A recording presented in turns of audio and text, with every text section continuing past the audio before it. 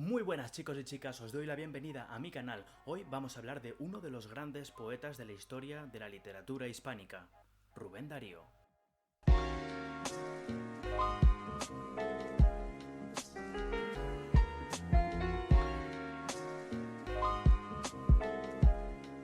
Pero no era Rubén Darío su nombre, sino Félix Rubén María Sarmiento.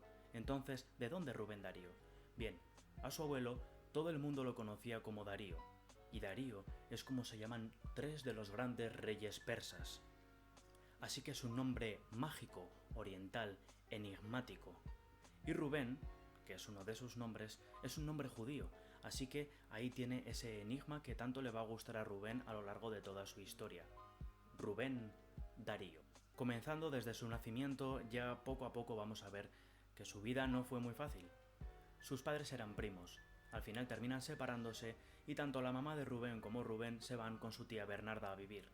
A los 2 años, Rubén se va con su mamá a vivir a San Marcos de Colón porque se ha enamorado de un joven. Un día, el coronel Ramírez, el marido de Bernarda, de la tía Bernarda, aparece y se lleva a Rubén pidiendo su custodia.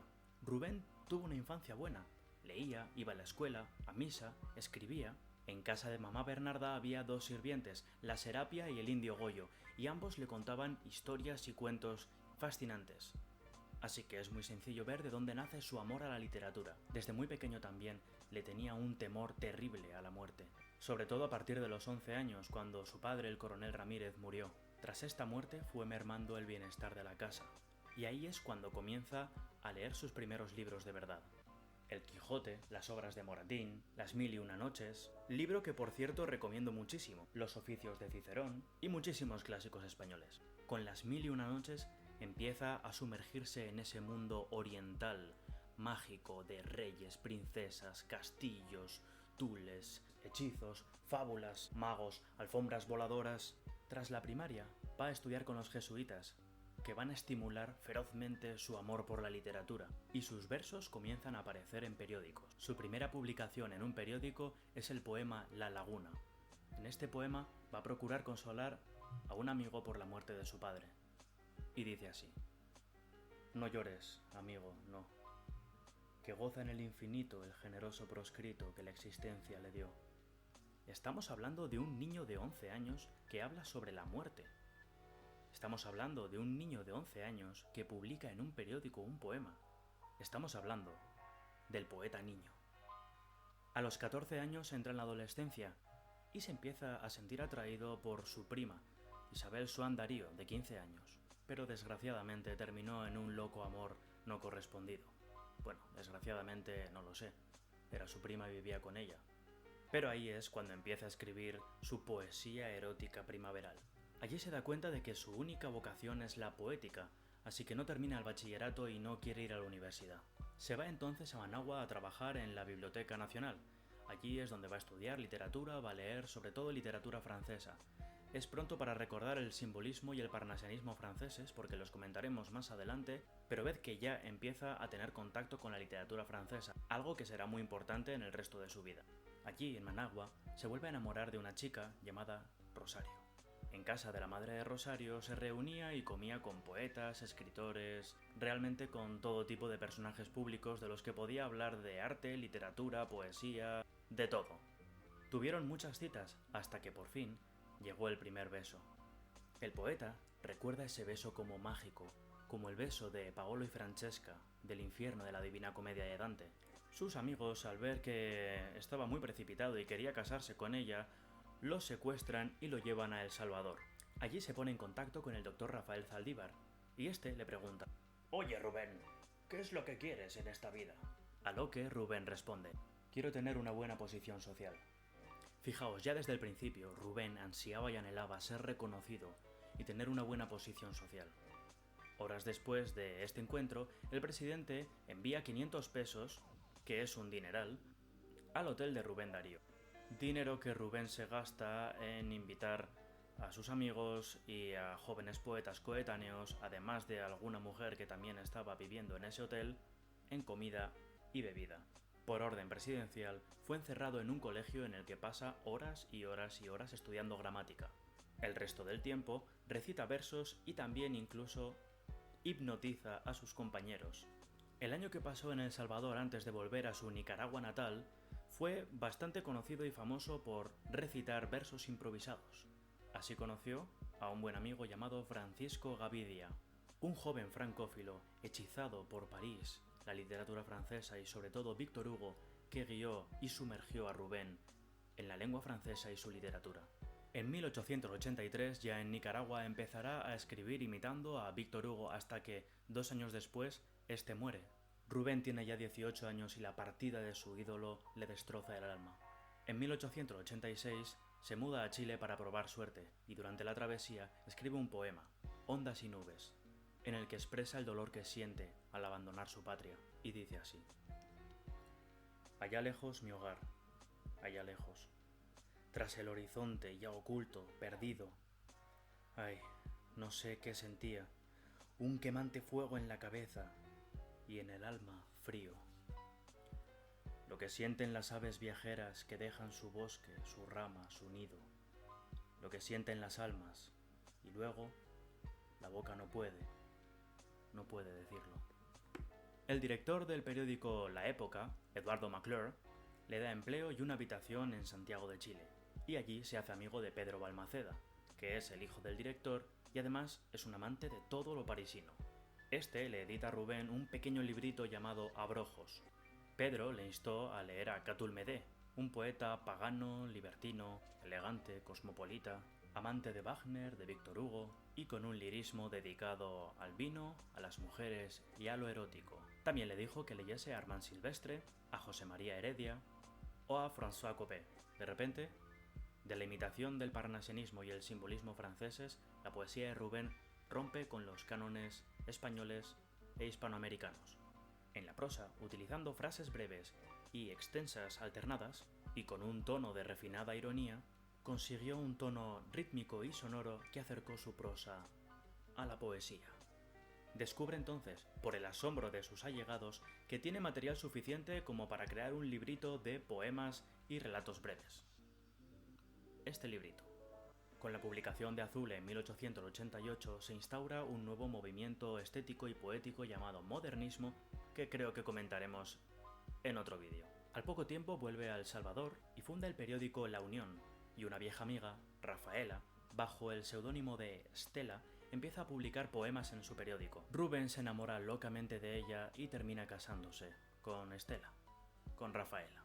Al día siguiente de su matrimonio, el presidente Menéndez muere y entonces su sucesor, Ezeta, cierra el periódico de Rubén y este tiene que huir. ¿A dónde? A Guatemala, teniendo que dejar, lamentablemente, atrás a su mujer. Pero 7 meses después se mudará a San José, en Costa Rica, donde se juntará con su mujer Rafaela. Y es ahí cuando tienen a su primer hijo, Rubén Darío Contreras. En 1892, con el motivo del 4º centenario del descubrimiento de América, envían a Rubén, como miembro de una importante delegación, a España. Viajar a España siempre ha sido uno de sus grandes sueños. Es el país de Fray Luis de León, de Santa Teresa, de Cervantes, de los grandes monumentos árabes, y este país lo acoge por ser el gran escritor de la obra azul. Así que durante sus 5 meses de estancia se le ofrecen todos los favores, se le abren todas las puertas. Se hace amigo de Menéndez y Pelayo, de Emilia Pardo Bazán y de los entonces políticos más importantes del momento, Cánovas del Castillo y Emilio Castelar. También tuvo el placer de conocer fugazmente a José Zorrilla y de hacer una breve escapada a Andalucía. Fue invitado a una velada lírico-literaria en Madrid en la que, recitó su poema a Colón. Y este no es un acto muy diplomático en medio de las celebraciones del descubrimiento. Así que, tras recibir muchas y muy acaloradas críticas, vuelve a Nicaragua. Nada más volver, recibe la noticia de la muerte de su esposa y el deseo de esta de que su hijo se quede con su madre. Así que Rubén, destrozado, pasará los siguientes 8 días en un limbo entre alcohol y drogas. Al volver a Managua para reclamar ese pago de los 5 meses que había pasado en España, comete un grave error, que es volver a visitar a Rosario, su antiguo amor. Le había prometido a su esposa que nunca jamás, si ella moría, visitaría a Rosario, y Rubén lo hizo. De hecho, se casó con ella estando borracho. Después viaja a Nueva York, donde conoce a José Martí y donde empieza también a leer a Edgar Allan Poe y a Walt Whitman.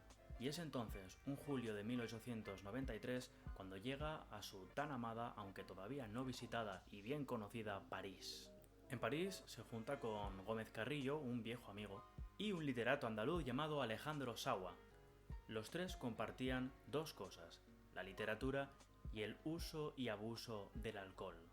A pesar de la ingente ingesta de alcohol, su potencia sexual y su salud no se ven mermadas todavía, así que imaginaos cómo pasó esos 2 meses, tras los cuales vuelve a Buenos Aires a trabajar en el periódico La Nación. Más tarde trabajará también en Correos y Telégrafos, donde conocerá al poeta Leopoldo Lugones.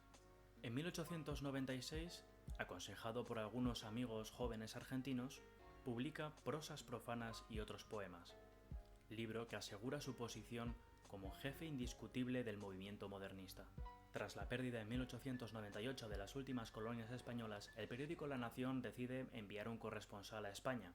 Y ahí se mantiene una conversación entre el director y Rubén. Rubén dice: «Yo voy». «¿Cuándo?»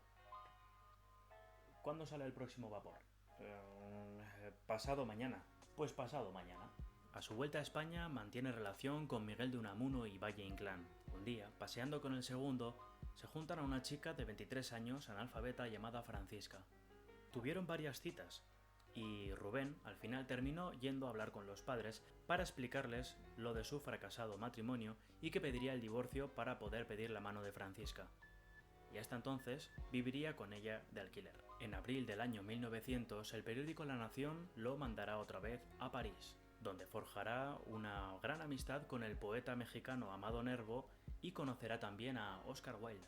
Francisca tiene entonces una hija con Rubén, la llamarán Carmen, y Rubén, sin recursos económicos suficientes, anhelará sobre todo que Francisca vaya a vivir con él y también conseguir el consulado, es decir, un puesto de cónsul de Nicaragua en París. Pero el periódico tendrá otros planes y lo envían a Italia. Una vez de vuelta en París, Francisca se mudará con él, dejando a cargo de su abuela a Carmencita, que morirá de viruela sin que el poeta llegue a conocerla jamás. Poco después conoció, por fin, a don Antonio Machado, que en ese momento estaba preparando su libro Soledades y con el que se llevará muy bien desde el principio.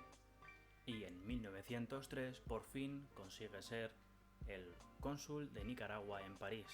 Coincide también ese año con el nacimiento de su próximo hijo, Rubén Darío Sánchez. En ese mismo año, necesitado de un cambio de aires, decide viajar a Andalucía. Y allí se mira en un espejo y se ve gordo, feo, mayor, y es entonces cuando escribe su poema Cantos de vida y esperanza. El poema es una especie de autobiografía rimada y dará nombre a su próximo poemario, pero eso lo veremos después. De este libro es uno de los poemas más conocidos popularmente, que dice así: Juventud, divino tesoro, ya te vas para no volver. Cuando quiero llorar, no lloro, y a veces lloro sin querer. Juan Ramón Jiménez también era amigo de Rubén, y a este le aterraba el profundo alcoholismo del poeta nicaragüense, así que le rogaba por favor que no bebiese delante suyo. Así que Rubén se escondía en la habitación contigua a darle unos sorbos al whisky con soda. En 1905 su segundo hijo con Francisca enferma de fiebre y fallece. Y su poemario Cantos de vida y esperanza, editado por Juan Ramón Jiménez, comienza a tener éxito, según dice una carta de Antonio Machado. En octubre de 1907, Francisca da a luz a un tercer hijo de Rubén, y este decide volver a Nicaragua después de 18 años fuera de su país natal. Y es entonces cuando recibe el nombramiento de ministro residente de Nicaragua en Madrid, ciudad a la que vuelve. El verano de 1908 su relación con Antonio Machado se estrecha y entonces empieza a creer en la educación de España, ya que el poeta le habla mucho de la institución libre de enseñanza. Ese mismo invierno su buen amigo Alejandro Sawa fallece y Rubén, destrozado, se refugia una vez más en el alcohol, llegando a estar 3 días seguidos bajo los efectos de este. Dada la alarmante situación económica en la que se encuentran, Rubén decide volver a París para seguir trabajando en el periódico La Nación. En París vuelve otra vez a mantener relación con su viejo amigo Francisco Contreras, que será también su biógrafo. Hasta que un día las advertencias de los médicos de que si seguía bebiendo terminaría con una impotencia se hacen realidad. Rubén Darío, el fauno, el amante físico de las mujeres, no podía tener una erección. La impotencia que no le permitió seguir manteniendo relaciones sexuales uno de sus grandes amores, fue causada por otro de sus grandes amores, el alcohol. El dibujante español Leo Merelo y Alfredo y Armando Guido, banqueros uruguayos, nombran a Rubén director de dos nuevas revistas de lujo, Mundial Magazine y Elegancias. El primer número de Mundial Magazine salió en mayo de 1911. Por aquí, o por algún lado os dejaré la portada para que la veáis.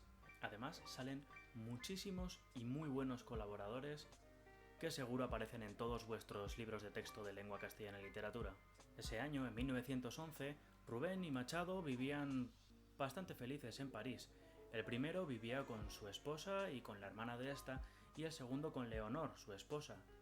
Ese año Leonor cae enferma y Machado y ella deben volver a España para facilitar la recuperación de la muchacha. Una recuperación que jamás llegó. Una semana después de la muerte de Leonor, su marido, Antonio Machado, publicará Campos de Castilla. En abril de 1912, Armando Guido, Rubén y un fotógrafo se embarcan en un periplo de 6 meses para acudir a actos públicos, que resultaron ser homenajes para Rubén, por el aniversario de la revista Mundial Magazine. Fueron a Barcelona, Madrid, Lisboa, Brasil, Montevideo y Buenos Aires. Lamentablemente, Rubén, además de alcohólico, era muy vergonzoso, poco elocuente y bastante aburrido. Carecía del don de gentes y el don de la palabra que se percibía en sus poemas. Aunque la gira fuera un éxito rotundo para la revista, no lo fue para Rubén, que a pesar de siempre haber querido ser rico y famoso, lo cierto es que no llevaba muy bien esta situación. El aumento de su fama como personaje público sentenciaba entonces la salud del poeta. En 1913 viaja a Mallorca en busca de descanso y termina hospedándose con los Sureda, una familia profundamente religiosa que intenta y procura ayudarle con su estado físico y espiritual. Después de un tiempo bebiendo agua, termina convenciendo a los Sureda de que necesita el alcohol para mantener un poco su equilibrio emocional. Así, vuelve a probar el whisky. Y una noche de noviembre, cenando, toma unas copas de vino, de ahí pasa al aguardiente, y cuando recobró la consciencia habían pasado 11 días. Esa no fue la primera ni la última crisis, pero sí fue la más larga. Después, vuelve a Barcelona y se instala con María, su hermana y su hijo Rubén Jr. Pero por miedo a la Gran Guerra, un 25 de octubre de 1914 se embarca y zarpa hacia América.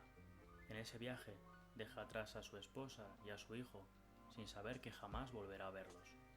Intentando atenuar su dolor, desde que el barco zarpó estuvo bebiendo whisky, anís y champán, hasta que una semana después recuperó la conciencia.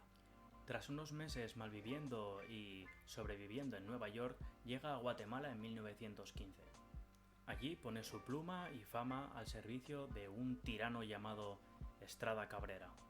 Pero ese mismo diciembre, al ver que no le quedaba mucho de vida, volvió a Nicaragua. Allí le diagnostican cirrosis de hígado y le dicen que necesita una intervención quirúrgica, pero Rubén responde negativamente, por lo que, tras ser ingresado, finalmente fallece. Bueno, pues esto ha sido la biografía de Rubén, contada por Ian Gibson en primera persona. Si queréis saber más, os recomiendo muchísimo este libro porque es como leer a Rubén, es como escuchar sus palabras. Aparecen un montón de anécdotas. Quizá haga otro vídeo en el que aparezcan esas anécdotas porque son realmente fascinantes, son muy divertidas, quizá más para nosotros que para el propio Rubén. Y ya sabéis, si os ha gustado, le dais un like, os suscribís y nos vemos en el próximo vídeo.